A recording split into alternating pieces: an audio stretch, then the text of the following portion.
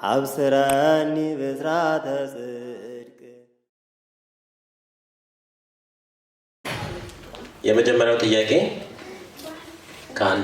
ከአንዲት ምዕመን የመጣ ነው። በእርግጥ ከወንድም ሊመጣ ይችላል። ጥያቄው የሴት ይመስላል፣ ግን ያው ሀገሩና ዘመኑ ትንሽ ስለሚያምታታ እንግዲህ ማንኛውም ሊሆን ይችላል እና ይሄ ሰው ወይም እቺ እህታችን በቤተክርስቲያን አገልጋዮች የማይጠበቁ ጥቃቶች ደርሰውብኛል ትላለች። ጥቃት ሲሆን ትንኮሳ የሚል እንግዲህ ቋንቋው ራሱ በእርግጥ ዓለሙ የሚጠቀመው ቃል ስለሆነ እንዳለ ማውረድ ከባድ ነው። ትንኮሳ ነው ተብሎ የተጻፈው ማለት ነው።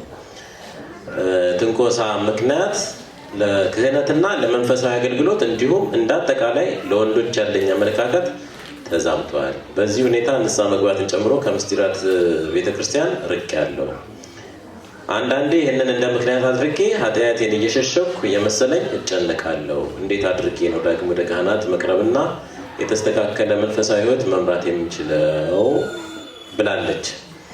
እንግዲህ ምናልባት ወንድማችን መምህር ዲያቆን ያደርጋል።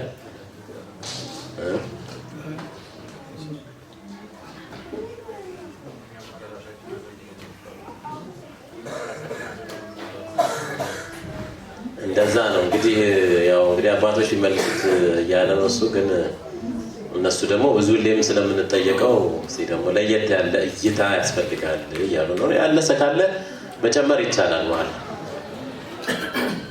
እሺ፣ በድጋሚ እንዴት ቆያችሁ? እችን ዛሬ ተመላልሼ ሳላደክማችሁ አልቀረሁም። እንግዲህ ይቅር በሉን።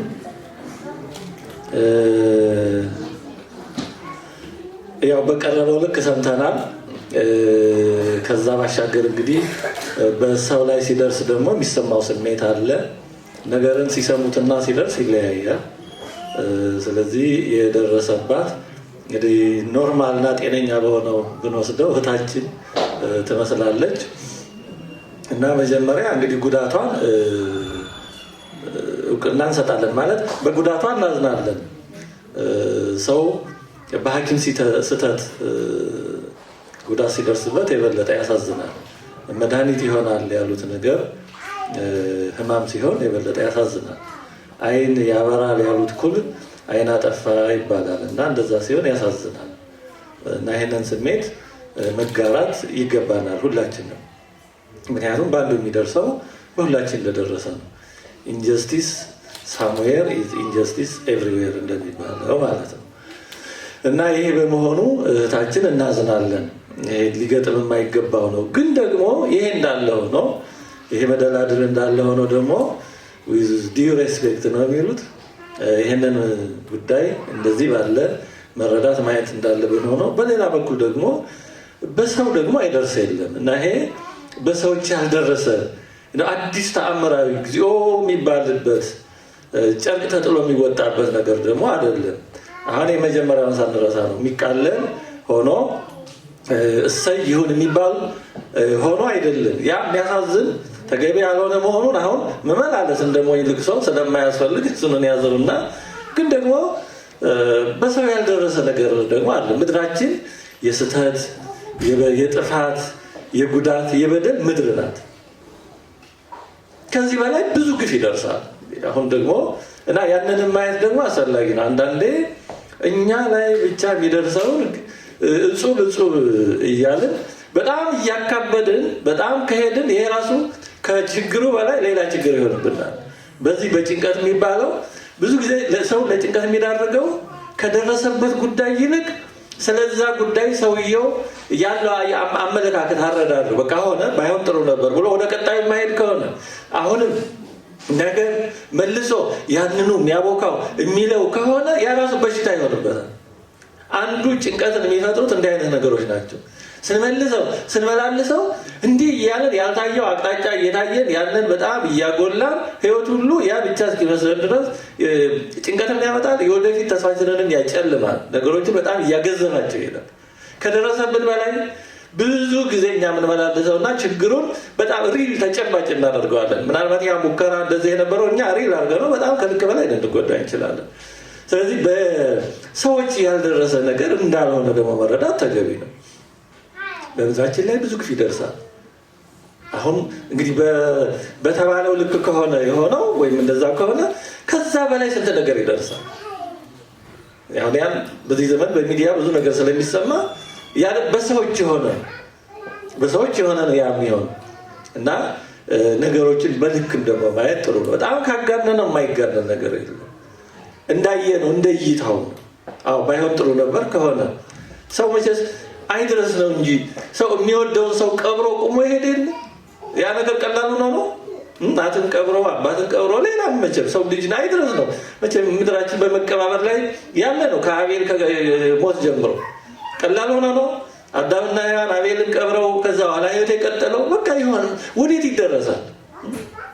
ሰው ሌላው አማራጭ ማበድ ነው የሚሆነው። ማበድ ደግሞ አይጠቅም። ስለዚህ ሁል ጊዜ የሆነ ነገር ከሆነ በኋላ ራስን አረጋግቶ ወደ ቀጣይ ሰው ዋት ኔክስት ወደሚለው ምን ላድርግ ወደሚለው መሄድ በጣም አስፈላጊ ነው እና ነገሮችን በጣም በመደጋገም በማግዘፍ ማየት በጣም በራሱ ችግር ይሆናል።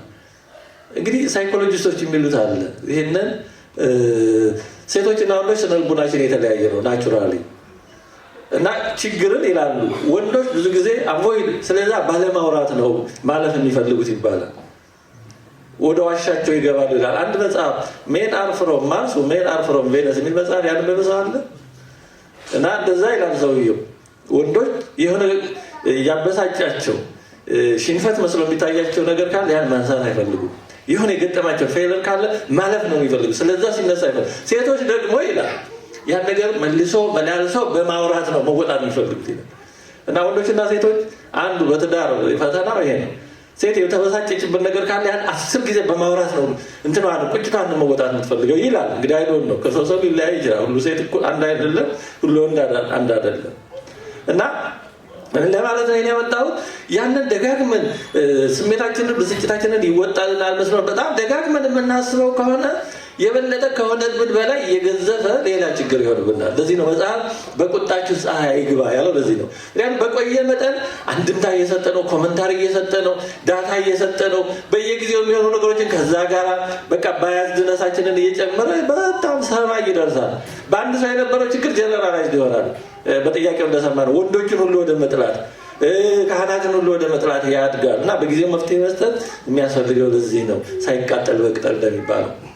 ሌላው እኔ ከዚህ ጋር ቢታሰብ ጥሩ ነው ብዬ የማስበው ማንም ሰው እኛ እንደምንፈተነው ማንም ሰው ይፈተናል እና ይህንን ባንረሳ አንዳንዴ አሁን አይነት ነገሮች በጣም ጥንቃቄ ይፈልጋሉ። የጠያቂው ስሜት እንዳይጎዳ ለመጠንቀቅ እየተጨነኩ ነው ብለው ግን የሚጠቅሙ ናቸው ብዬ ስለማስብ ነው። ምን ለማለት ነው?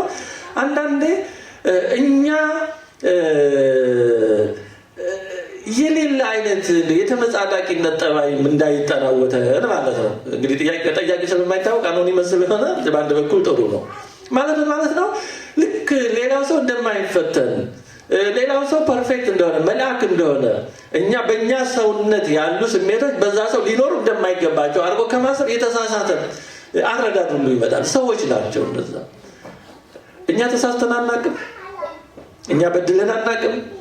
እያንዳንዳችን ማለት ነው በሊናችን መሆን የሌለበትን ነገር አድርገን አናውቅም። እንደው ጨርሶ እንደው እግዚአብሔር ብቻ ስላየን ሰው ስላላየን ካልሆነ እንዲያው ሰው ቢያየን አቤት ተብሎ እንዲያው ከሰው ተራ የሚያወጣ ነገር አድርገን አናውቅ ይሆን እና ያንን እግዚአብሔር አመሳችንን ሸፍኖልን አይደል? እነዛ ሰዎች እኛ እጅ ላይ ስለጣላቸው ሊሆን ይችላል። እውነት ዳዊት እኮ ለዚህ ነው ምርጫ ሲሰጠው በእግዚአብሔር እጅ ተወድቅ ወይስ በሶስቱ መቅሰፍቶች ከነሱ ትመርጥ ወይስ ከሶስቱ መቅሰፍቶች አንዱ በእግዚአብሔር እጅ መውደቅ ነው፣ ሁለቱ ግን በሰው እጅ መውደቅ ነው። እና ዳዊት የትኛውን መረጠ? በእግዚአብሔር እጅ ልውደቅ አለ። ይሄ ሰኔ ወዲህ ውስጥ እግዚአብሔር ምሕረቱ ብዙ ነው፣ እግዚአብሔር ማሪ ነው። ሰው ግን አቤት ሰው እጅ አትጣለኝ ነው፣ በእውነቱ ሰው እጅ አትጣለኝ ነው። እና እንዲህ እንዳንሆን እግዚአብሔር ለእኛም እንዲራራልን እኛም ለሰዎች የምንራራ መሆን አለብን። በዛ ቅጽበት ያ ሰው በሆነ ነገር ተፈትኖ ነው። ስሜት ወጪ ወራጅ ነው። ቅድም ያለ ስሜት አሁን ላይኖር ይችላል። ስለዚህ በዛ ቅጽበት ተፈትኖ ነው ብሎ ማሰብ፣ ለዛው ሰው ማዘን መራራት ያስፈልጋል። ጭካኔ ራሳችንን ፐርፌክት ፍጹም አይነኬ አይሳሳቴ ሌላው ብቻ የተሳሳተ በደለኛ አድርጎ ማሰብ በጣም አደገኛ ነው፣ አይጠቅሙም። ከሰው ጋርም ለሚኖረን ግንኙነት ከእግዚአብሔር ጋር ለሚኖረን ግንኙነት ልባችን ሩህሩህ እኔ እንደምፈተን ሌላው ይፈተናል፣ ያ ሰው ተፈትኖ ነው ብሎ ማሰብ መራራት ያስፈልጋል። ያ ሰው ምናልባት እኮ ንስሐ ገብቶበት ሊሆን ይችላል፣ በቅቶ ተጠቅሞም ሊሆን ይችላል። እኛ የዛን ሰው በደል እንደ ባንዲራ አሁን በአንዳንድ ሀገር እየተቀየረ ነው እንደማይቀየር አድርገን ሁሌ ስናውለበልብ ያ ሰው ተቀይሮ ሌላ ቦታ ደርሶ ሊሆን ይችላል። እውነትም ሊሆን ይችላል። ሃይፖቴቲካልም ብቻ አይደለም። ቅርብ ጊዜ ካነበብኩት የበረሃው ምስጢር የሚል አንዲት እናት የጻፉት መጽሐፍ ላይ በጣም የሚገርም ታሪክ አገኘው። እሱ ታሪኩ ምንድነው? ያችን እናት ስውራንን በበረሃ የወደቁ ከዚህ ዓለም የተሰወሩትን እግዚአብሔር ፈቅዶላቸው ሄደው ይጎበኛሉ እና የእያንዳንዳቸው ታሪክ የሚገርም ነው። ምንም ይሄንን ዓለም ሳያውቁ በንጽህና በድንግልና እንዳሉ የተወሰዱ አሉ። በኃጢአት ሰው ገድለው አጥፍተው የነበሩ የተወሰዱ አሉ ወደ ስውራኑ። በዛ ተሰውረው እግዚአብሔርን የሚያመሰግኑ ከልዩ ልዩ ኃጢአት የተወሰዱ አሉ እና የአንደኛው ሰው ህይወት ምንድን ነበር? በገዳም እኖር ነበር አሉ። በገዳም ስኖር ግን የገዳሙ ፈተና አልቻልኩት። በቃ ሰዎች በክፉ ሰዎች እያደረ ሰይጣን በጣም ፈተነኛል እና ፈተና መቋቋም ሳልችል ስቀር ወደ ከተማ ገባሁ። ከተማ ገብቻ ቤተክርስቲያን መቃብር ቤት ሰጥተውኝ ሳገለግል እዛ ስኖር ወደ ቤተክርስቲያን አዘውትሮ የሚመጡ በጣም የተቀደሱ ባልና ሚስቶች አዩኝና ደጋግመው እዛ መቃብር ቦታ አንድ ቀን እግሬ ላይ ወድቀው መጥተው እባክህ በእኛ ቤታችን ጸሎት ቤት አለ፣ ማዕድን ይባርክልን፣ ቃል እግዚአብሔር የሚያስተምረን ጥሩ አባት አተን ነው እና እባክህ አባት ይሁኑን አሉኝ እና እግሬ ላይ ወድቀው ስለለመንን እሺ ብዬ ሄድኩኝ። እዛው ክፍል ተሰጥቶኝ መኖር ጀመርኩ አሉ እና ጧትና ማታ የቤተሰብ ጸሎት አለ። ጧት ልጆቹ ባልየው ስራ፣ ልጆቹ ትምህርት ቤት ይሄዳሉ። እኔ እና እሷ ጸሎት ቤት ያርፍደን የማህበር ጸሎት ካለቀ በኋላ የግል ጸሎታችንን እናደርጋለን አሉ። ይሄ ሁሌ የተለመደ ነው አሉ። ብዙ ጊዜ እንደዛ ኖረናል አሉ። አንድ ቀን ምን እንደተሰማኝ አላውቅም፣ ዘልዬ ሴትዮዋ ላይ ወደቅኩባት አሉ። አነኳት አሉ። በዚህ ጊዜ እሪ ያለች ታገለች። ያለችው በኋላ ነው ታገለች። የማይሆንላት ጥላት ስል እሪ ብላ ጮኸች። ስትጮህ ቤተሰብ በቅርብ ያለው ጎረቤት መጣ። ያን ጊዜ ሰው ሲመጣ ምን ሆነች ነው ሲሉ የአባት ቅዱስ አባት ናቸው። ከፊታቸው ብርሃን ይወጣል፣ ብርሃን ይፈልቃል። ኑ ተባረኩ እያለች ተናገረች። አይደለም እኔ ኃጢአተኛ ነው ሰው ነኝ ብል ማን ሰምቶኛል? ጎረቤት ሁሉ እየተጠራራ መጥቶ እግሬ እጄ ሲሳም ቅዱስ ባለው አልኩኛል። እኔ ኃጢአተኛ ሰው ነኝ ብል ማን ሰምቶኝ? ከዛ ነገር ሁሉ ተረጋጋ። ማታ ወደ ክፍላችን ገባን። ክፍሌ ከገባሁ በኋላ ጭር ሲል ወጥቼ ከዛ ቤት ወጣ። እንዴት እንደመጣ ሳላውቀው እዚህ ጊዜ ያህል አደረሰኝ፣ ለንስሐዬን ቦታ ሰጠኝ ብሎ አሁን ተሰውረው ከስውራን ወገን ናቸው። እንደዚህ ሊሆን ይችላል። ሰው በሆነ ቅጽበት ስሜት ተቀያሪ ነው። ሰይጣንም ገፋፍቶ ሊሆን ይችላል፣ ስሜትም ተቀይሮ ሊሆን ይችላል። ሰው የሆነ ነገር ሊያደርግ ይችላል። ኤቭሪቲንግ ኢዝ ፖሲብል እንደሚባለው ሰው ያላ ምንም ሰብና ነው። ይሄን መርሳት የለብንም። ከግብዝነት መውጣት አለብን የምንለው ለዚህ ነው። አንዳንዴ ይሄ ኃጢአት የማያቀን ሌላ ያደረገውን እኛ የማናደርገው አድርጎ ማለት በጣም አደገኛ ነው። የበለጠኛ ለከባድ ኃጢአት ሊያጋልጠን ይችላል ለማለት የፈለኩት ግልጽ ነው። ግን ለሌላውም ማሰብ ማዘን በቃ ባይሆን ጥሩ ነበር ከሆነ ብሎ ወደ መፍትሄው መሄድ በጣም ተገቢ ነው። ከዚህ ጋር ደግሞ ቤተክርስቲያንና አገልጋዮቿን መለየትም ተገቢ ነው። ሰው ነው። ቤተክርስቲያን አትሳሳትም። የማትሳሳት ቤተክርስቲያን ሲባል አስተምረዋ ማለት ነው እንጂ መዋቅር ምን ብቻ መዋቅር ሊሳሳት ይችላል። ይናችኋል ቅድም እንዳነሳ ነው። ሲኖዶስ ፋሊብል ነው፣ ሊሳሳት ይችላል። ግን በሆነ ጊዜ የነበረ ሲኖዶስ ቢሳሳት በሆነ ጊዜ ያለው ደግሞ ሊያርመው ይችላል። ሲኖዶስ ባይሳሳት ኖሮ የኬልቄዶን ጉባኤ እንቀበላለን እንደ 600 ምናምን ከኒቅያ ደብል የተሰበሰበው ግን ስለተሳሳቱ አንቀበልም። ያው እንዲህ ያሉ ነገሮች በደንብ በሰላም ጊዜ ተረጋግቶ መማር ይፈልጋል እና የቤተክርስቲያን አገልጋዮችን ከቤተክርስቲያን መለየት ያስፈልጋል። የቤተክርስቲያን ጸጋ እግዚአብሔር ቤተክርስቲያን የሚሰጠው ጸጋ በአገልጋዮቹ ማንነት የተመሰረተ አለ። አገልጋዮች ሰዎች ናቸው። ክህነትን የሰጠው እግዚአብሔር ይላል ቅዱስ ዮሐንስ አፈወርቅ ለመላእክት አልሰጠም። ለካህን ክህነትን ለሰው ነው የሰጠው። ለምን? ለመላእክት ቢሆን መላእክት መሳሳትን አያውቁም። ባህሪያቸው ቀጥ ያለ ነው። አንዴ የወደቁት ወድቀዋል፣ የጸኑ ጸንተዋል። ስለዚህ በየጊዜው የምንሰራውን ኃጢአት እንዴት አድርገንስ መናገር እንችል ነበር? እነሱ እንዴት ይሰሙን ነበር? ግን ለሰው ካህኑ እንደኛ የሚፈተን ሰው ነው። ስለዚህ ስንነግረው የምንነግረው አዲስ ነገር አለ፣ እሱም የማያውቀው ነገር አለ የምንነግረው፣ እሱም የማይፈተንበት ነገር አለ የምንነግረው እና እንዲህ ባለ ሁኔታ ስለሆነ ይህንን መለየት ያስፈልጋል። ምናልባት ከዚህ ባሻገር እንደው እንዴት እንደምገልጸው አላውቅም እንጂ ጥንቃቄም ደግሞ ያስፈልጋል። አንዳንዴ ባቀራረብ ለማለት የፈለኩት ግልጽ ነው። ከራስን የሚያስፈልጉ ደግሞ ጥንቃቄዎች አሉ። ቤታቸውን ክፍት እየተው የሚል ብሂል አለ አይደለ? ሰው ሌባ ይላሉ ነው ጅብ ነው አሉ የሚባለው። የተከፈተ ቤት ላይ ሰው ገብቶ ዕቃ ቢያነሳ አይድረስ ነው እኮ።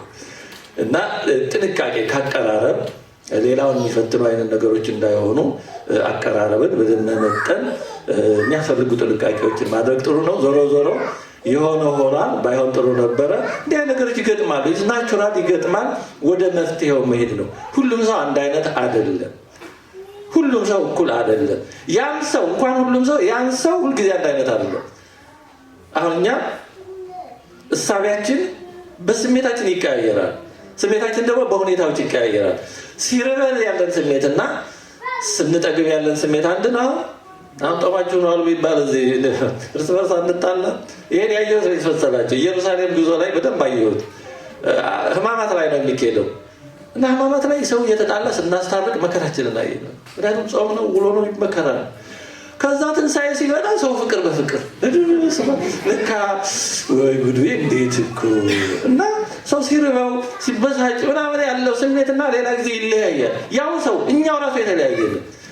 ሲሞቀን ያለን ስሜት ሲበርደን ያለን ስሜት የተለያየ ነው። ያው ሰው የተለያየ ነው እና በሆነ ጊዜ ባየነው ሁልጊዜ ያንን ሰው የማይለወጥ ቋሚ እንደዛ አይነት አድርገን አናስበው። ስለዚህ ወደ መፍትሄው እንሂድ ነው። እግዚአብሔር ይስጥልኝ። አባቶቼ ይሞሉ። አብስረኒ ብስራተ